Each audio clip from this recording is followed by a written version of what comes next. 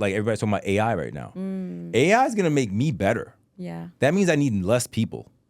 So yeah, like people, oh, it's gonna take your job. Well, if you suck, it will take your job. If you're really good, it will make you better and you'll be a little more productive. So that's the way you gotta look at it. Like people, every time a new technology comes out, they get nervous. Scare, yeah. Yeah, I was like, no.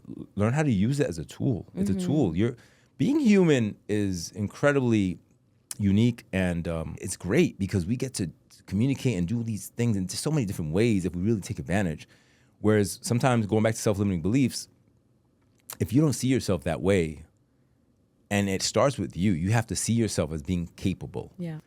That becomes the change in mindset that everybody needs to move forward. This episode is brought to you by HGRN Capital. HGRN Capital is a team of seasoned lending professionals who combine industry insight with hands-on execution to close even the most complex of deals.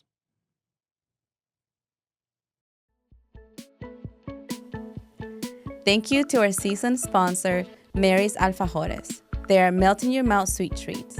Alfajores are a South American traditional cultural pastry treat filled with manjar, a thick, creamy caramel made from milk and sugar spread, sandwiched by two delicious, soft and delicate cookies that in combination melt in your mouth.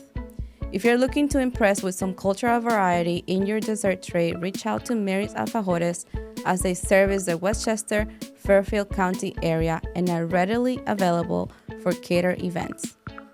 You can reach Mary's Alfajores on Instagram at Mary's Alfajores. Mary's Alfajores, crafted with love, inspired by tradition.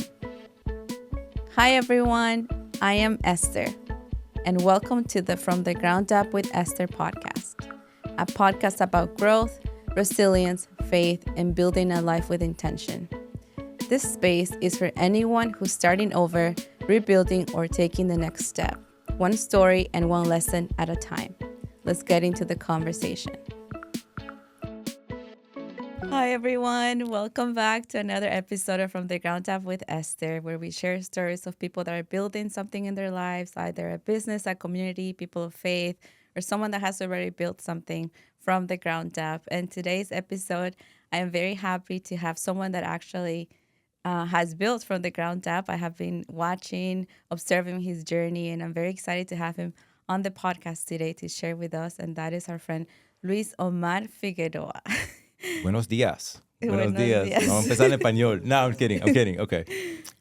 Thanks for having me on. Yes, I've built HGRN Capital, which is a mortgage lending bank that's a national lender. Hudson Group Realty Network, which is a New York City real estate broker. And HGRN Media Studios, which is basically the media company that houses everything and helps me promote the brands and raise awareness to the people that I want to know who I am and what I do. Yeah, I love it. And I was listening to, like I was telling you earlier, to some of your other episodes. And it's exciting for me to hear for somebody that is a Hispanic. And yes, I am. Right? And you also, Luis Omar Figueroa, when I first met you, we met at Worship It Network. Yes. And when I heard your name, Luis Omar Figueroa, I think it was one of the first times that I hear somebody actually say both names together and then the last name. Like Mark Anthony, Juan Gabriel, Luis Omar, same. It's it was my grandmother was in love with Omar Sharif. So when I was conceived, my grandma was like, you have to name him Omar. So Luis was named after my father. Omar was Omar Sharif, and Figueroa is the last name of the family. Yeah. So that's how I got that name. And in the Latino culture, we have 2 names. 4 names. 4 5 names. Yeah, my name is super long. Me too. I have more names. If you like Luis Omar Figueroa Velez, I can keep going. But we stop at 3. Yeah. Okay. I have a lot of names too. Very long. But so I'm excited to hear your journey. And when I think of from the ground up, I want to ask you, what does that mean for you from the ground up? When you say from the ground up, it means to me, your basis of your foundation of beginning. And I think if I were to really peel back and think about my story, we are what we kind of see. And the one thing I credit to my mother 100% is work ethic. Like, it was I never had a map of what I should do professionally to be successful. That was always kind of left to me because my mother was a blue collar worker. But I remember seeing her wake up at 5 a.m. and I wouldn't see her come back till 6, 7 o'clock at night every day, 7 days a week. And I was young, and she would explain to me things like, I get paid cash on Sundays, and I was it was a single parent household, so everything was on her, and I think me observing that, and also then growing up becoming basically the man of the house at like 14, young, and that not even to go there, but just to explain to people sometimes where like there's this whole concept of maturity. And maturity is based upon necessity, I think. And so when I grew up, my mother was single, and then she had my sister, and then that relationship didn't work out, and so you're there, you're loyal to your mother's like God to you when you grow up. So like you want to be there for her, you want to be everything, and you try to be whatever she might need, right? Yeah. Whether it be somebody to translate things in English, or somebody to tell her things gonna be okay, or even when I was 17, 18, I was helping, I would say 20, 21, I was helping pay the rent already with my mom because, she was single. And and I felt that that obligation, I felt that responsibility to her, because I feel like, the same way she brought me into this world, I wanted to be that person. So I ran with the work ethic, and then as I started going through high school, I started working at 12 years old at the supermarket she worked at. It worked out because we didn't really have childcare, so it was either working or be home locked up, because I grew up on 196 in Jerome, which is a very tough part of the Bronx, and I used to make $60 for Sundays, and I thought that was a lot of money back then. Like I was a young kid and I didn't have any bills, but it was good to have your own money, and then you start doing stuff, right? And then you get older, and then you want to look nice and wear nice things, and you feel guilty asking your parents because they're working with limited means. And, that's a whole mindset thing. My mother, when she came from Puerto Rico, she didn't know English, and she was always like, quédate callado, like be humble, be quiet, don't be heard. Like, like she tried to instill that in me. And for some reason that didn't stick. And so it led to some sort of, I won't say conflict, but we had differences of opinion. And in psychology is a method or a practice called modeling. And, different people in my life, I would take things that I thought were very useful, or I thought they would be really good assets or tributes to have. And I would take them and I try to implement them in my own way. And that being said, I also saw bad attributes, and I was smart enough to say, yeah, that shit ain't working. Let me not do that, right? Somebody asked me if I ever had any vices. And I said no, because I've seen family members of mine, very close family members, fall victim to that. So it was just observing, right? And learning, kind of creating yourself. And that's kind of me ground up. And then to get in, from going to college to opening my own business to then being recruited into the mortgage business. I have good relationships with all the people that I've ever done business with. But I always felt like I could do it my way. And so I would always learn enough. And there's a part where the student becomes a teacher. So you come into relationships where you have people that are supposed to be teaching you, but you surpass them because they're not learning anymore. And to me, when I got into the real estate and mortgage game, I didn't know any homeowners. I didn't even know what mortgages were. So I was like, yo, there's like this big secret here, right? Like there's like, why do I not know about this? Why does my family not own anything? And that became kind of my thing. And it's a very high paying skilled job. And the barrier to entry is not hard. You don't have to go to college. You 250 hours in real estate, 300 hours in loan officer school, whatever you call it, online, and you can get in. But the part they don't tell you is that it's an extremely hard amount of work. Like you have to learn, you have to be good with people, and you don't get paid immediately. You get paid, if you start a transaction, you get paid 30 to 45 to 60 days later. So that's hard, right? Some people, they're working really hard. They have their bills, they have kids, they have life. So when I got into the business, I had an existing business. So I was able to kind of juggle two until I felt one would take off. And again, I didn't let go of what I knew. I just, at one point, I was so conflicted where I had the liquor store, and I was like, yo, I built it because I built the liquor store by myself. I had two partners, but I bought them out. And I read this book called Letting Go Your Bananas, right? I don't know if you ever heard of this book. No, but I never heard of the book's premise is basically saying the things that you think are really helping you may be holding you back.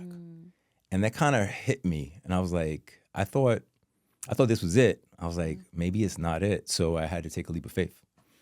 And I did. And turned out I was right. And I keep taking leaps of faith, right? I try to be as calculated as I can, but everything is, everything you don't know, right? You don't know. You can do as much as you can, be as prepared as you can, and try to be as calculated as you can.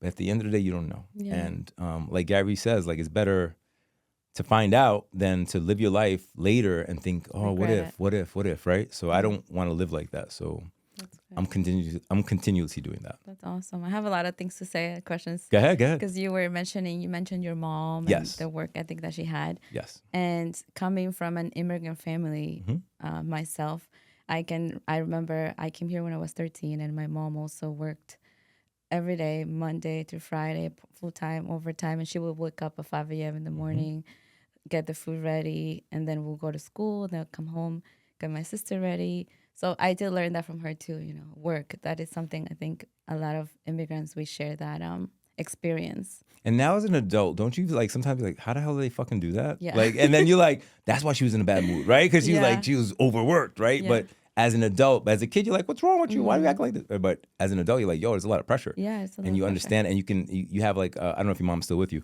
but you have this appreciation. She is, yeah. Right? And the fact too of the single parenting. My mom is also, they got divorced when I was young. We came here, doing everything on her own by herself.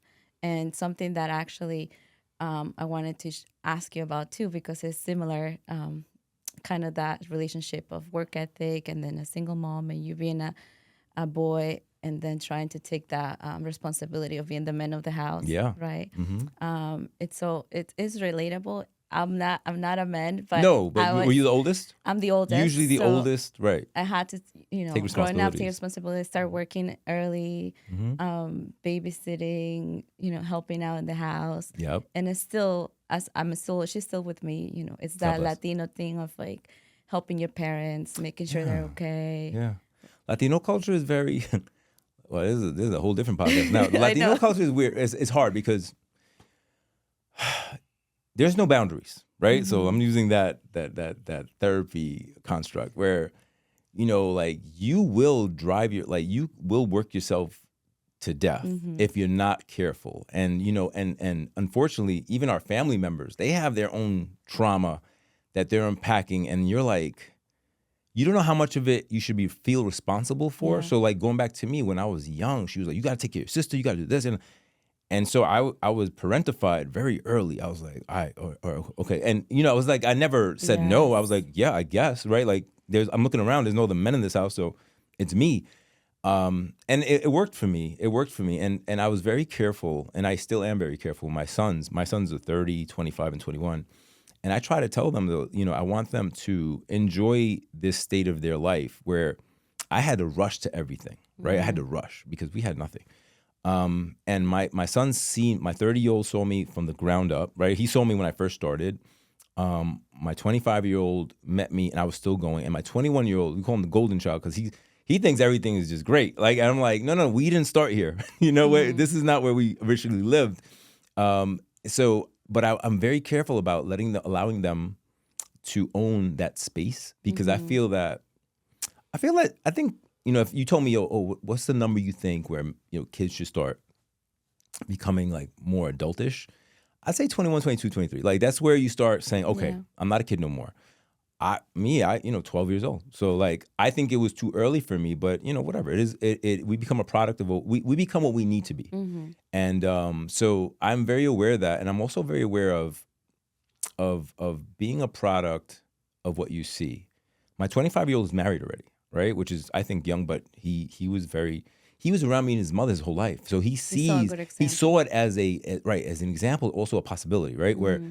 Whereas when I was first with my wife, like I never seen a successful marriage, so even before I got married, I just I didn't believe in the institution because I was like, yo man, like my mom's and pops were dysfunctional, my step pops were dysfunctional. Mm-hmm. I was like, it sucks, but we committed. And I give a lot of credit to my wife because she was.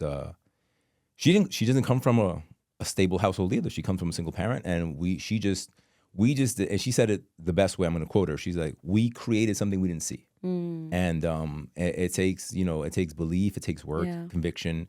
But I'm starting to see, when I look at it a little objectively, that man, like we are affecting people, not just our kids, like their friends, and we affect people just by our presence of how we live our life. Yeah. So I want to go back to what you were saying, because everything ties together, Sure. right? You grew up in a single family home, and now you have built so much, and now you're an example for other people.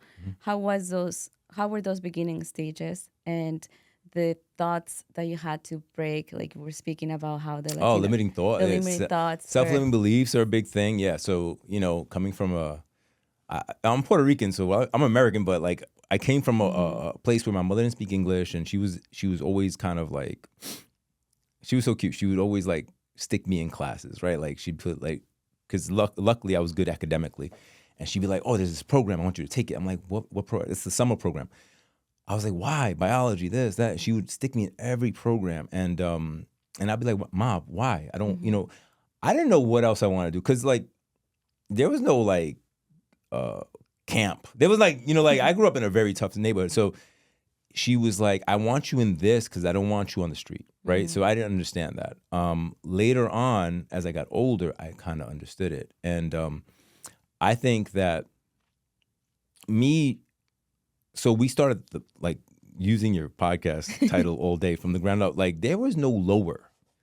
So when I started, I believed that it had to happen, because there's no lower. I get no lower. Like, we came from, like my mom started working early, but when we first got to the country, to New York, it was food stamps, it was this, it was that, and I was like, this sucks, right? Like I don't like it. I didn't know any better. I didn't know how to get out of it. I just knew that I didn't like it. So I was like, I'm not going back to this. So so work became the solution.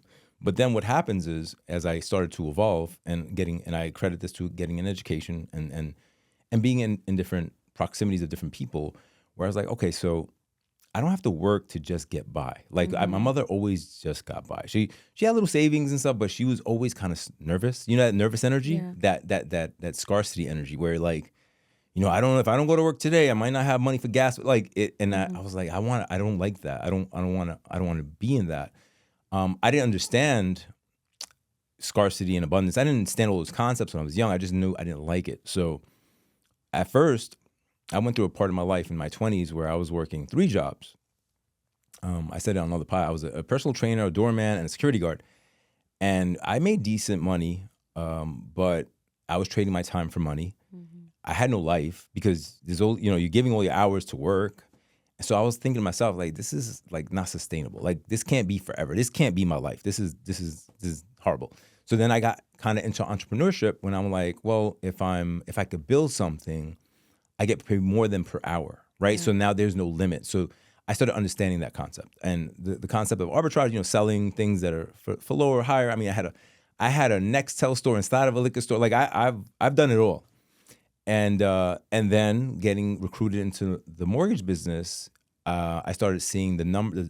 I say the commas start moving over, meaning instead of 1,000, looking at 10,000, looking at 100,000. Like I'm like, okay, hold on.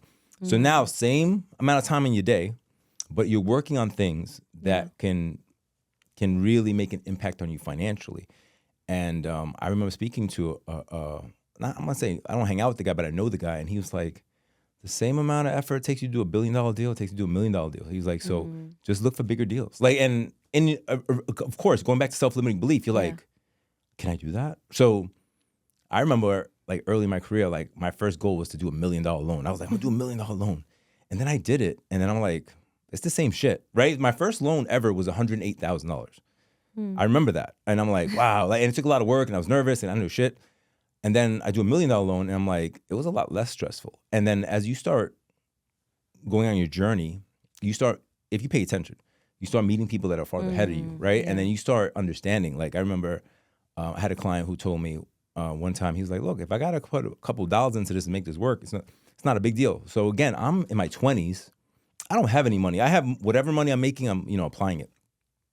And I'm like, wow, this guy has money to like, and so I'm like, oh, so people live like this. And then going back to belief, right? Now I'm like, yo, if he can do it, then I can do it. Then I got to figure out how to do it. So there's always been that constant growth because I pay attention. But going back to your question about self-limiting belief, who you're around is super important. It's super important. And I was talking to my boy Claudio over here off the camera, and I was like, yo, being aware, having boundaries, also, giving without hurting yourself. These are all things I talk about because these are all things I've experienced, right? Like, going back to Latino households, like they give until it hurts them. And then they mad because they gave. And you're like, well, listen, if and you they could. didn't want to sometimes, right? They just felt forced because of the situation. Because they feel the pressure. They feel the pressure and they don't know how to say no. They don't know how to say no. And, I know we're in the age of self-development and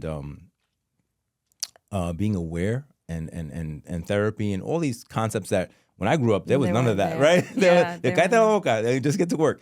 And so having conversations with different people. And again, this is what I do. I always take things and I kind of try to see how they would work for me. And then I bring the message to my family. And, I'm big on the family, meaning the people immediately around me, because I believe I love to affect people that I don't know. And you never know who you're inspiring. Yeah. But I think it's my absolute duty as a father and a husband to be like, this is what I'm seeing. This is what I believe. What do you guys think? Like to bring your tribe into the fold.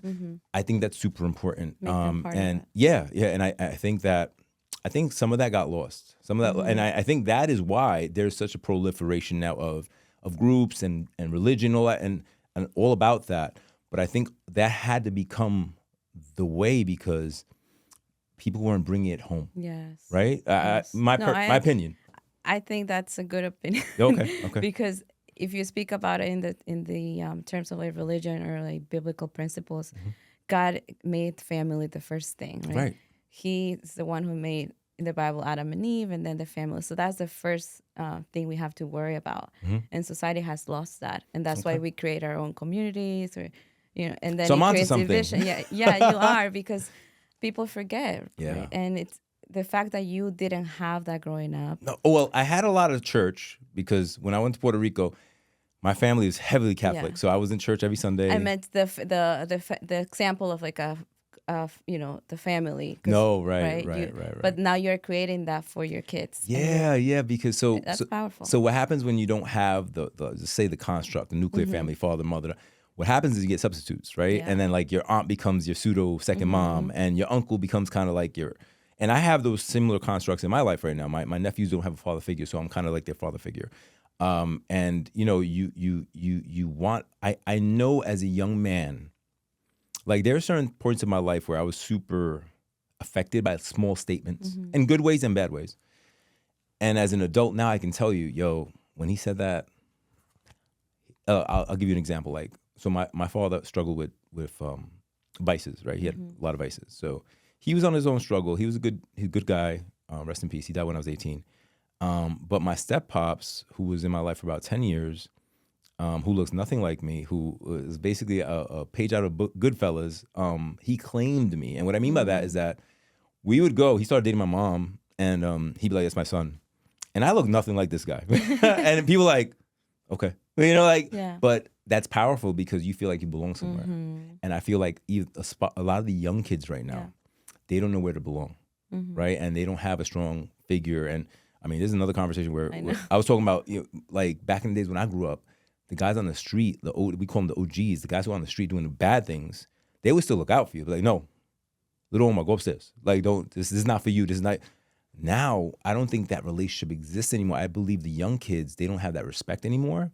So they're figuring it out. Yeah. And they're taking they're taking hard lessons. A lot of kids are going to jail. A lot of kids are getting killed. A lot of kids are like substance abuse. It's become a thing because we lost the construct of proximity and having, those relationships. Yeah. The family unit. The family unit, so important. I know. And I want to go back to how you started your business. Okay. And which one? The liquor store? I know. Which one was the first business? The first, and how? Because you had to learn all of this on your own, right? Yeah. You figured things out. Yeah. How was it for you? When did you realize, you kind of mentioned that, but if you could maybe explain that experience of how you realized, I can start a business, and even having the conversation with your mom, was it hard? Oh yeah. Tú estás loco. Yeah. Oh yeah. Everything was crazy. But she never stopped me, but she was always scared of it. She was proud. She was proud because you make the in Spanish me tiraba. I just go. I'm just gonna do it. I don't know how I was gonna do it. So the liquor store was open in 1999, and I had two partners at the time. It wasn't even my idea. It was one of the partners. He was like, "Oh, Omar, there's this store that was closed down on 159 3rd. I think if we opened up a store there, we could make a lot of money." I was like, I wasn't doing anything else that was super like. I had just left my another industry, and I was just like, "Fuck it, let's do it." And then I got into it, and so again, not knowing people, and back in the day, it was different. Like right now, everybody has so much information about business, about arbitrage, about differential, about taxes, about there's so much. Nobody knew, and again, I didn't know anybody. I didn't know anybody who was successful, and the people that were successful, they weren't really spending time like that on trying to help a kid that they don't know, right? So I had to learn a la mala. So when I opened the store, I had a certain amount of money, and the concept was like, let me get my money back out, and then we're partners. And that didn't last because going back to that story and using the concept of arbitrage, right? Like arbitrage basically means the difference of what you're buying and selling it for. So if I'm buying it for 10 and selling it for 15, you're making 5. That's the arbitrage. So we got into the holidays, and they're seeing all this money because the liquor store business has two cycles. January to September is one cycle, and then September to January 1st, which is New Year's, is the second cycle. You make as much money in 4 months as you make the whole year. So you see a lot of money coming in, but going back to that conversation of arbitrage, you're not making all that money. You got to pay that money back. So when I opened the store and I took I put everything on my credit, I filled up the store, let's say, I'm just using the number, $100,000, and we're selling $20,000 a week, they're thinking we're making $20,000 a week. And I'm like, no, hold on. We're only making about $6,000 a week. I have to pay this back. And for whatever reason, they didn't believe me. And so therefore, the relationship had to end. And I say that, I lost two really good friends of mine. But when I made that decision, it wasn't, I was very lucky because it wasn't like an emotional decision. I was just like, well, either I give these guys what they want and I may basically go bankrupt, going back to taking care of my house, my mom, and all that, or I have to make a decision. So I made a decision. I bought them out.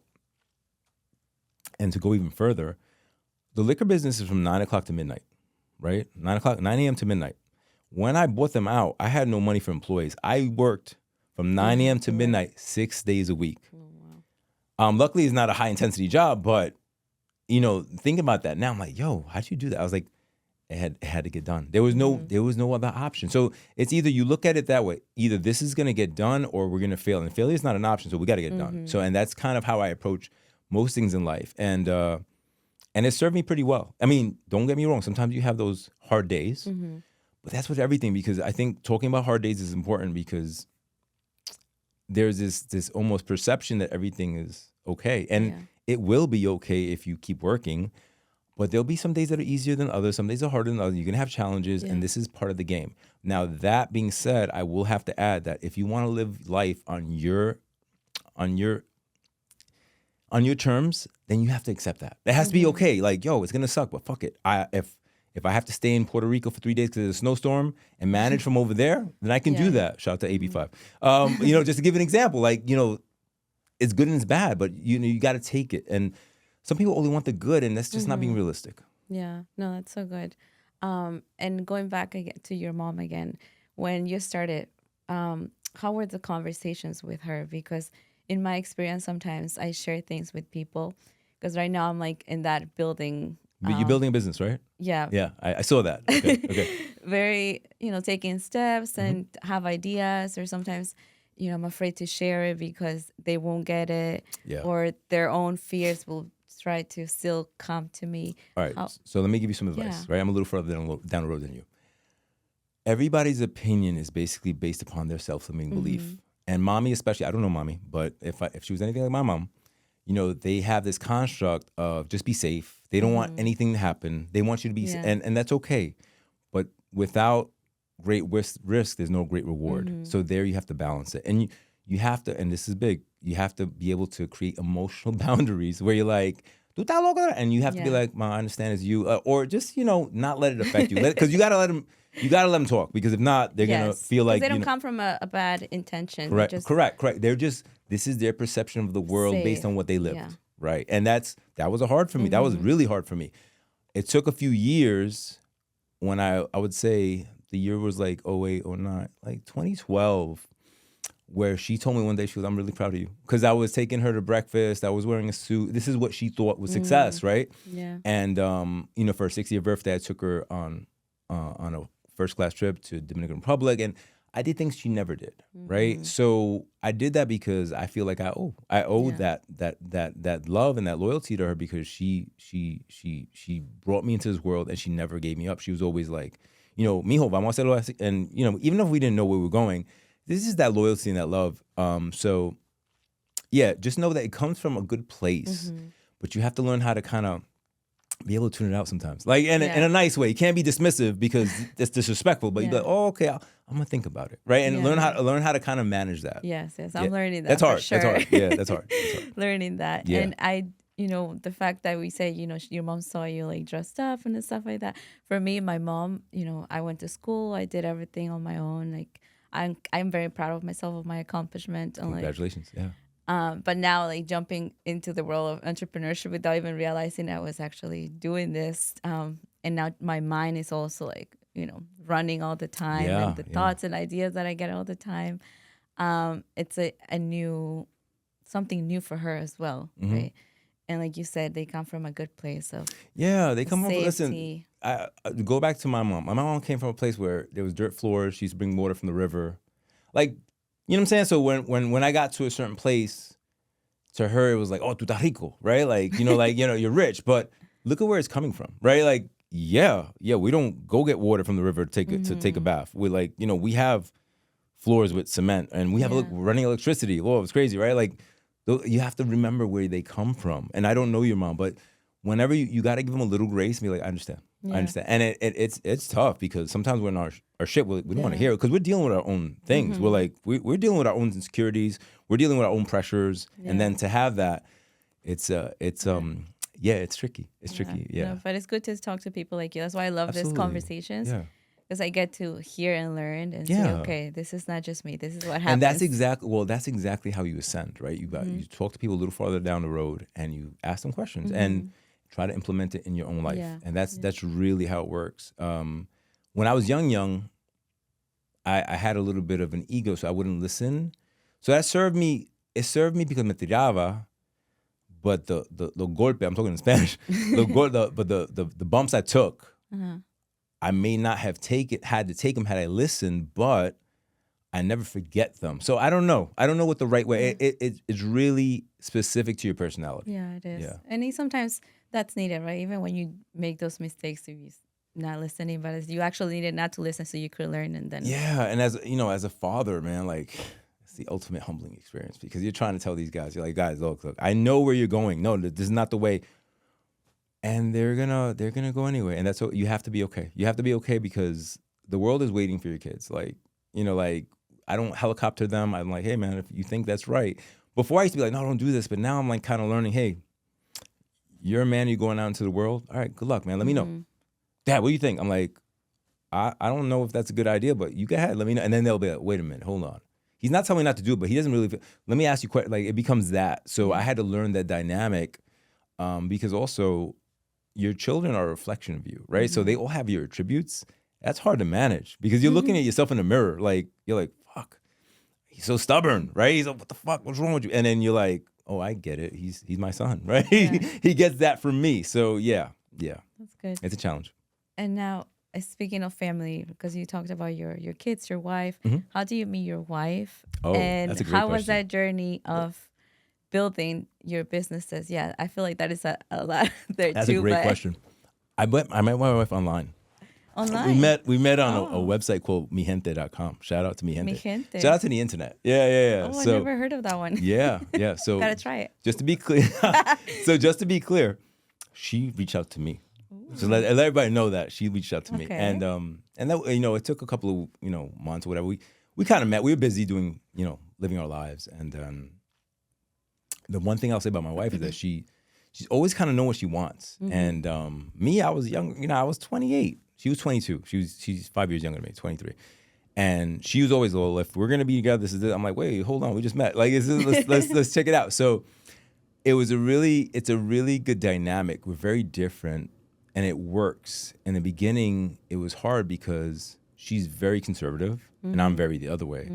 And she had to kind of get used to it. Not to say my way is the best way or her way is the best way, but we had to kind of find a way to respectfully navigate each other. Because sometimes, now as a married person, as a married man, living a life and establishing, having a house and having stuff, I understand, like, before it was just me. So, like, whatever, yo me tiraba, but now I got to kind of be a little more calculated and understand that I'm affecting her, I'm affecting my boys, I can't be that aggressive. As long as, like, if I want to take a calculated risk, I can take it as long as it doesn't affect them in a bad way. And so that has forced me into more of a maturity and maybe moving a little slower sometimes, not because I'm overthinking it, but rather because I'm putting things in place to make sure when I take that risk, it's not too exposing, if you understand what I mean. So what she did for me, I told her all the time, she's forced me to be a real man. And when I say that, I mean somebody not just think for themselves. It's just like, we all have different energies, right? We all bring different things to a relationship. And I know, even though sometimes we may not say that, she leans on me for safety, for protection, to feel secure. I lean on her sometimes to know that it's okay to have these feelings. So, this is I've been with her 24 years, 25 years. So now it's been a journey, and we're constantly growing. And so there's this game of adjustment. But I told her the other day, she's my person. Like, I'm walking this journey with you, and we built this life, this great life, and we have our great kids, which they give us headaches, but I think that's par for the course. And if I had to do it all over again, I would definitely want her there, because it's just she gave me things that I didn't know I needed at the point in my life. When you're young, you kind of like, you block things out, and as you get older, you start getting perspective and awareness, and you're understanding, wow, I understand that now. And I've humbly gone back and be like, yo, you were right when you said that, and that's hard. That's hard, because you have your ego, and but I like it. I like it because it's forcing me to grow. It's forcing me to grow, and I've outgrown everything I've ever saw. Like my family, forget it. Forget it. It's just, I'm the guy. Like before the podcast, my aunt was calling me asking if she has home insurance. Like, she has kids, but she calls me because I'm the guy. So I accept that responsibility, but I also know that when I'm home, I don't have to be the guy all the time. I can let my hair down. Right? Yeah. How long have you had your businesses, you said? So the real estate company I incorporated in 2012. I started as a loan officer working at a bank. And then I jumped from that bank to a mortgage brokerage in 2008. So like I was there for like 3 years. I jumped over to there. Then in 2012, now these two businesses I was in before were in Long Island. So I would drive 50 minutes each way every day. I would drive my son off at daycare at 8:30 and be there till 8 o'clock at night. Because I knew if I learned this, I could master this. I could become wealthy. And so in 2012, I was doing so much business in the boroughs, but nobody kind of knew. This is before social media and all that, right? So nobody knew who I was. So one day there was a particular attorney that I used to do a lot of business with in the Bronx, and I asked him, I said, listen, I'd like to see some clients in the Bronx. Is it okay if I maybe use one of because he had a building. The building that we own now together. And he goes, yeah, he gave me a key. He goes, yeah, man, whatever. And that was kind of like how I kind of became the Bronx guy. And people, they look for me to solve problems. That's how I became known in the business. Like, how, you can't do it. All right, hold on, Omar could do it. Why can he do it? Yeah. Well, I don't know. He's going to figure it out. And I built my my whole reputation on that before social media. So now the thing with social media, which I kind of like, where you don't have to be everywhere. Like before, I remember, I forgot what year it was. Not too long ago, 5-6 years ago. I was representing my brother-in-law in a purchase of a house. And I go in there, he's like, I really want the house. So I was like, all right, chill, just play cool, man, play cool. The listing agent's here, let's go over there. So I go over there, I'm like, hey man, what's up? My name is Omar. He goes, Luis Omar. He goes, wait a minute. He goes, you did a deal for me 5 years ago. It was a really tough deal. He goes, I remember that deal. He was like, fucking impressive. He goes, all right, he's solid, you're doing a loan? He goes, yeah, all right, he got the house. So going back to like, now that's 10 years ago, nobody knew your face, but they knew your work, right? So all these things that people talk about, your reputation precedes you. I've had it firsthand, but now with social media, we can be omnipresent. They can see you. Like, we're doing this on a Saturday morning. Nobody knows that, right? They'll see us at night. Like, oh, they're there last night. Look, it doesn't matter, right? So that's the beauty of it, and that's where during COVID is when I really, really went heavy with it, because I was like, networking events is out. This is out. That's out. I was like, how do I stay relevant? And so I deep dove into social media. But what I see happening now is that there is a 180 rebound effect now. So now people are looking to connect physically. Yes. So you got to find the middle. You got to find the middle. Yeah. I asked it because to connect with how you build your business, your reputation, and also with your family and your wife, because it's important to have a partner that supports you. Yeah. And you have grown so much and built everything from the ground up in every area of your life to be successful businessman, and then to be a successful husband and father that is raising. Well, let me give you a little piece though.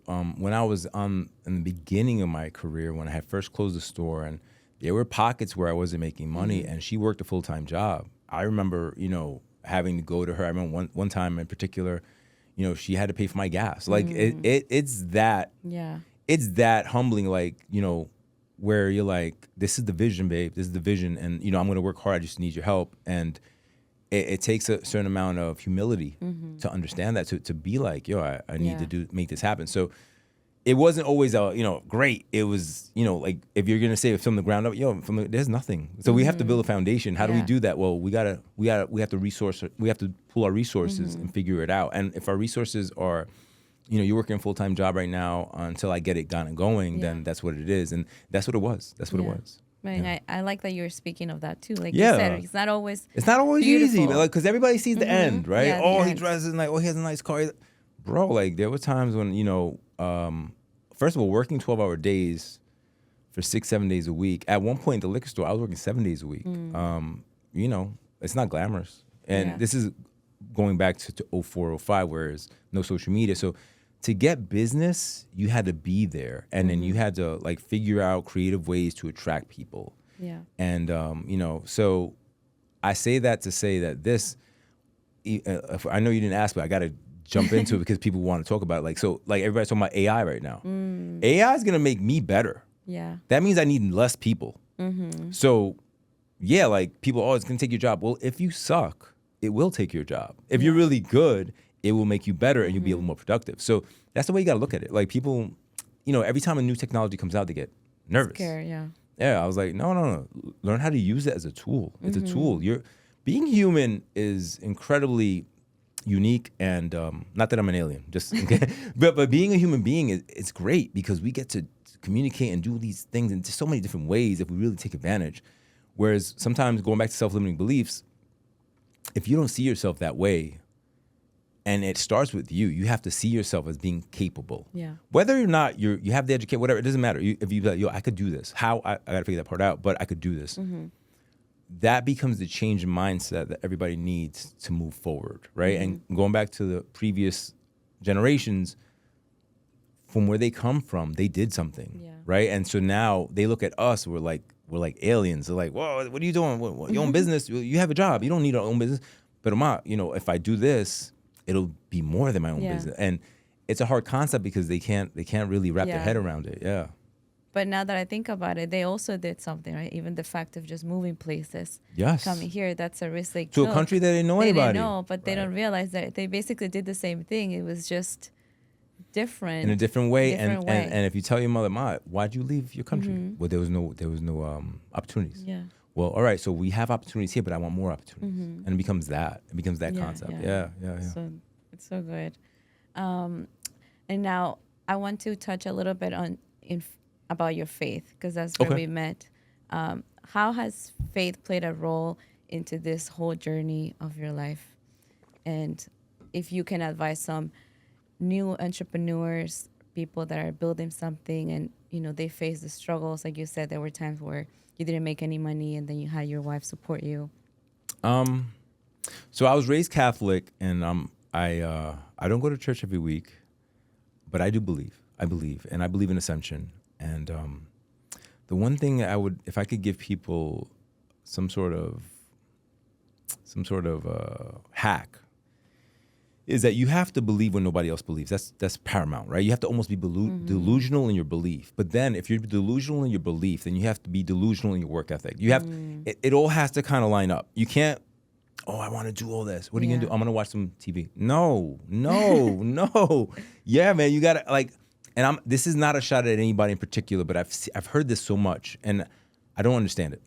I have an app that stops me from using social media.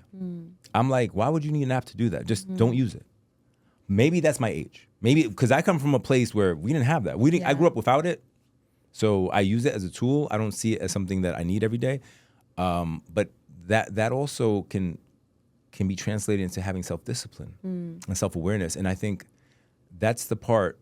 Discipline is that friend of yours, Jim Rohn. I don't know if you know who that is. He's a famous motivational speaker. He said discipline is the friend that shows up all the time. So you just have to have that discipline. But having faith in oneself is paramount, but also being accountable. Like you can't have these great aspirations without work ethic. And you have to look in the mirror. And if you don't have it, that's cool.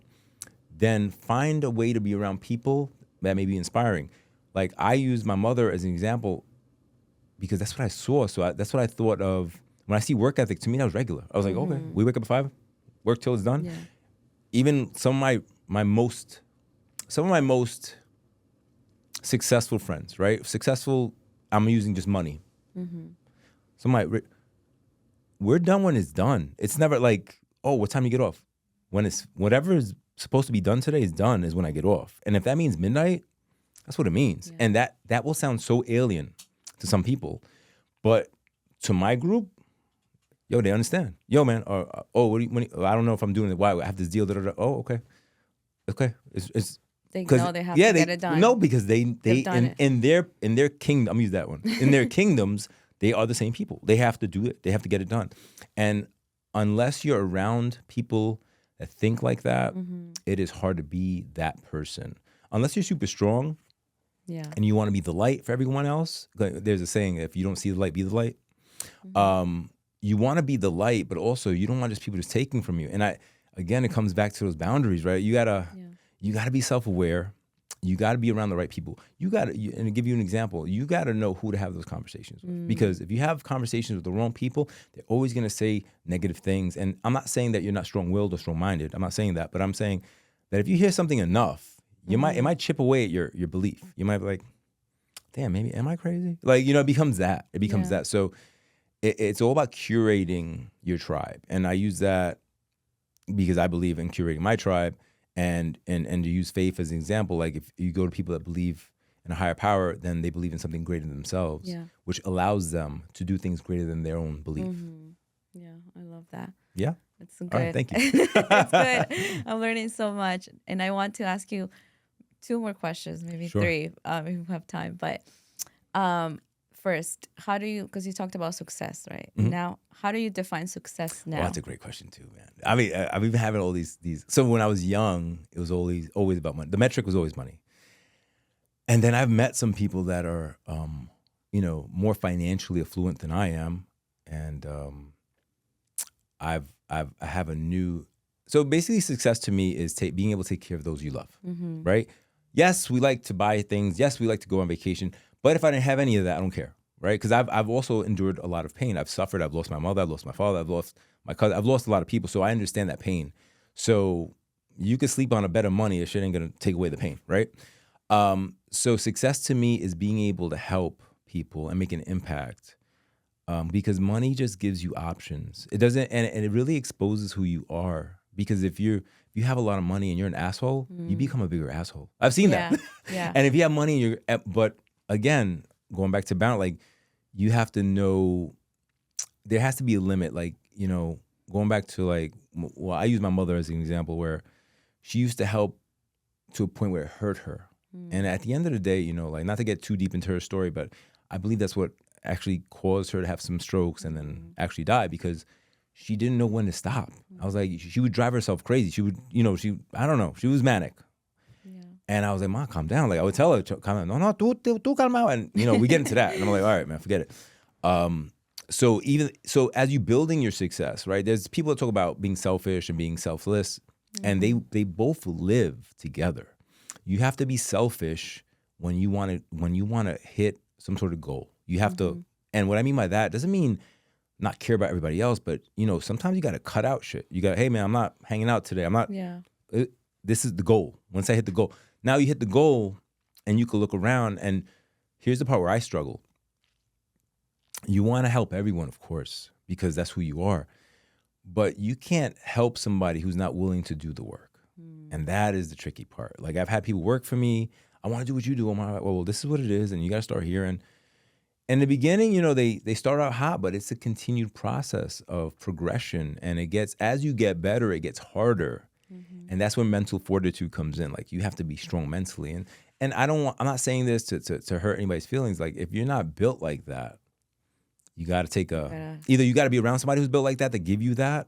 And that's why people have coaches and, stuff like that, like to help them break through that belief. I never had a coach because my coach was poverty. I was like, nah, we're not going there. We're going to go here. And no matter what, we're going to go. So yeah. So success to me is being able to help people you love and people you don't even know in a positive way. That's so good. So true. And now the other question is going back to relationships and your wife. For someone that's single like me, how do you know to choose the right partner if you have this bigger vision for yourself? Well, those two things are independent. Like, so you don't have to sacrifice your goals for a partner.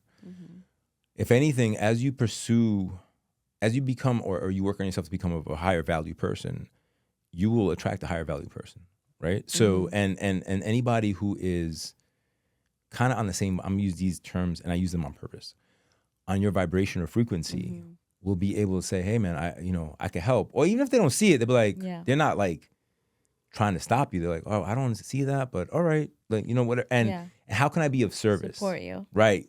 And support in a way where, maturity plays a lot into it, because going to the man-woman dynamic, the male-female dynamic, ego is a big thing, right? So maybe you're on your way and the guy you meet is not there, but he can figure out a way to help you so you can both go. And that's rare sometimes, because sometimes, guys get a little intimidated, right? As you become more successful, they what do you do? Oh my God, you're doing all that? Well, I'm just doing this. And they might disqualify themselves. So you can feel it. Yeah. I can feel it as a woman sometimes when you talk to people. I talk to a guy or something. Okay. I can feel that. I don't know, for some reason I feel like higher than them, and like they make themselves so small. And I could sense it. It's been kind of weird because I never thought I would even put it into words. Right. The other day I was listening to something. I was like, wait. So when you guys are having conversations, you kind of feel the energy shift? Yeah, the energy. Okay. And him like putting himself a little bit more down without even realizing. So you're intimidating people. Okay. So it's like, oh my God, I don't, You don't want to do that. I don't want to do that. But also, so if it appears early, it'll appear worse later. So it's better. Just think of it this way: like, not the right fit. It's okay. Yeah. It's okay. And I'm not saying everybody has to be perfect for you. There's always going to be a give and a take. But there's certain like main pillars. Like me and my wife wanted to have a family, right? So that was a main pillar. We had never seen what that looked like, but we're like, yo, this is what we're doing. Yeah. So we figured it out. Like early in our relationship, everything for me was about the money. She was the one saying, yo, we have to take a family vacation. I had never taken a family vacation with my mom. As a kid, I never took a family vacation. I don't know what that was. She helped me develop that. She said, we're going to go to Disney. First time I went to Disney, I was like 30. You know, I took my kids to Disney, which is great. But it's something I'd never seen. So having a person that sees the world differently from you on certain things, but has the main goals the same is really, I think, critical to having a good relationship. That's good. Yeah, I'm learning a lot. Me too. I'm learning too. Thank you. And then the other one is more for people that are building entrepreneurs. Okay. What is an advice that you can give them as they build when they feel the setbacks, and it can be hard even with their surroundings? I know you said a lot of things about surrounding yourself with the right people, but well, surrounding yourself with the right people is one thing, but understand that there's always the micro and the macro. The micro being what's happening right now, the macro what's going to happen long term. So as you build your business, you have to think long term always, right? As I was going, I told you about the my reputation preceding myself. I didn't do anything different. I was just building my business. I was doing good work. So whatever you're doing, whatever it is, it could be fucking cleaning the street. Do it to your best of your ability, because that opens up opportunity. People are always watching. I believe that opportunity presents itself when you're actively just being your best version of yourself. So I've been at jobs where I've gotten other job offers because they thought I was really good at the job, and that wasn't even my real job. My real job was as a student, but I got a job offer. Hey, I like what you're doing here. You want to come here? And yeah, sure. Because I was, at that point in my life, I was 19, 20, 21. I had a baby. I was in school. I needed money. So I was, always, trying to present myself to the best of the world. So as entrepreneurs, don't think of everything, and this is going back to Claudia, don't think of everything as basically a business transaction either. You're building relationships. Some things are easily definable. Like if you're buying a cup of water or whatever, that's $2. Yeah, I get it. But if we're trading ideas, or when you go into a relationship with somebody, and I don't mean like a romantic, I mean business, you have to look for the win-win. If you look for the win-win, you'll be surrounded by people that want to work with you. If you look for just me over you, you're going to find you'll get an opportunity initially, but eventually that karma kind of creeps back there.